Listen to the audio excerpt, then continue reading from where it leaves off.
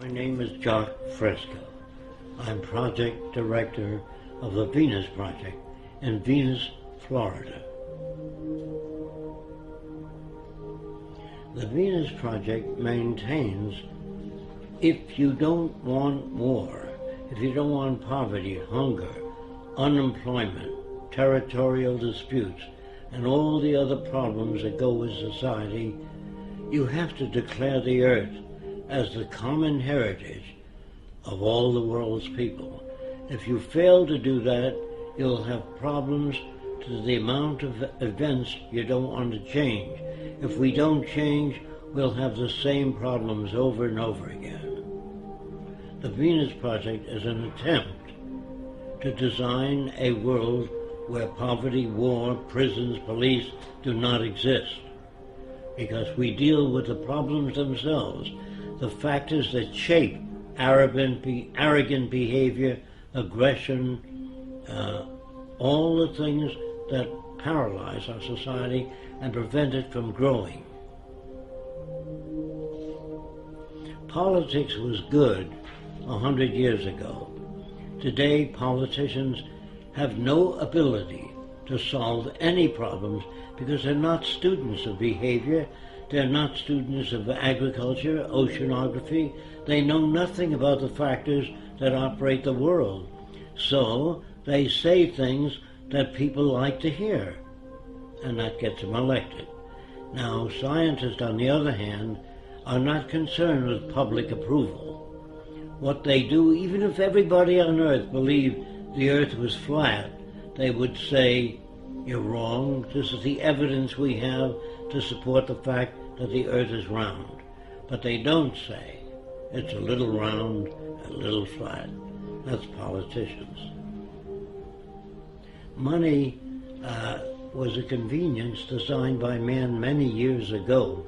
He used to carry a bag of apples and change it for tomatoes. That was a trade in the old days. But when you invented money, it carried smaller particles, and it was easier to represent apples or tomatoes or eggs by giving a person a coin instead of bringing 50 eggs and chickens. Money represented a value agreed upon to diminish the lugging around of heavy objects. Later, it became the most corrupting medium in the world. It corrupted people. They paid each other off. If you wanted a congressman to act in your behalf, you put up a certain amount of money to help him get elected, and you owe that person a favor. And that's the same with the drug companies, the auto companies, the banks.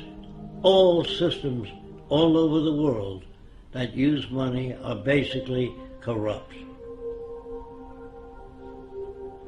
Religion. In the old days, people could not account for natural events. They really know where all this came from, so they assumed there was a guy that lived up in the sky that made all these things. He made the earth. I think he took 6 days. On the 7th day, he rested. If it took 6 days, it means it was turning while he was making it, because you couldn't have a day. And that must be pretty rough to handle things while it's turning. And then he made a man and a woman and put them in a beautiful garden. Then he made a snake which walked upright and said, do terrible things. And the people eat of the fruit of knowledge. And they ate the fruit and he kicked them out. First he made the snake to tempt them. I don't understand this all-loving, all-benevolent being that loves everybody. And then he creates the plague and other diseases when he gets angry. And then if you don't follow the teachings, all the religiosity, you burn in hell. And that sounded to me like a psychopath, not God. But I'm mixed up when they tell me God loves everybody, then he creates a plague where children died. And I say, how come the children dying? Because the children shall suffer for the sins of the parents. This is not a just God. It's a man-made God. So when you ask me whether I believe in God, not the concepts of God I've heard. War is a word which was invented when one territorial group of people took away other people's land. They used force and violence, and war was the media for doing that. You shot other people, stole their women and their resources for your own gain. And nations have been at war ever since man invented weapons. And as long as you invent weapons, you can have war. And war is the means of protecting everything you've stolen from others. No nation starts out very big. They start out smaller and take land away from other people. And they don't take it by invitation. They weren't invited to take over the land. They took it by killing, force, and violence. And war is the most inappropriate way of solving the differences. That's why I'm against the Pentagon and the military, because they majorly should be concerned with how to bridge the difference and bring nations together toward a common purpose, namely taking care of the environment, one another, and restoring the damaged environment. That's what I'd like to see in military systems.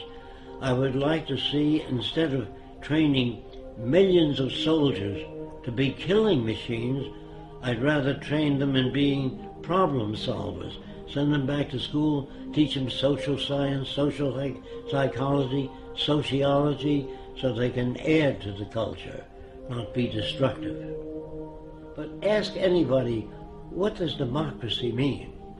They think it means participation in government affairs. So I asked them, do you really believe in democracy? They always say yes. I said, did you vote for the space program? They said, no. Did you vote for the Vietnam War? No. Did you vote for the war now? No. Where the hell do you participate? That's an illusion given to people. They even pick the people you vote for to make sure they'll keep things as they are, the establishment. So they put them out there for you to vote for them. If we lived in a democracy, there'd be 5,000 political parties, different points of view. In a true democracy, you would have that. All points of view expressed on television and radio. It's up to you to turn it off.